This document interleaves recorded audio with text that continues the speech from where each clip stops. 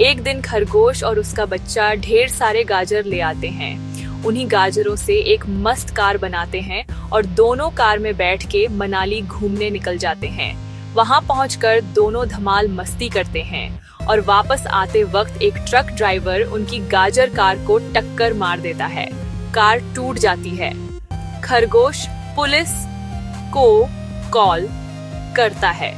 Police तुरंत आकर truck driver को पकड़ DDH लेती है, पर खरगोश फिर भी रोने लगता है क्योंकि तुमने अभी तक लाइक और सब्सक्राइब नहीं किया।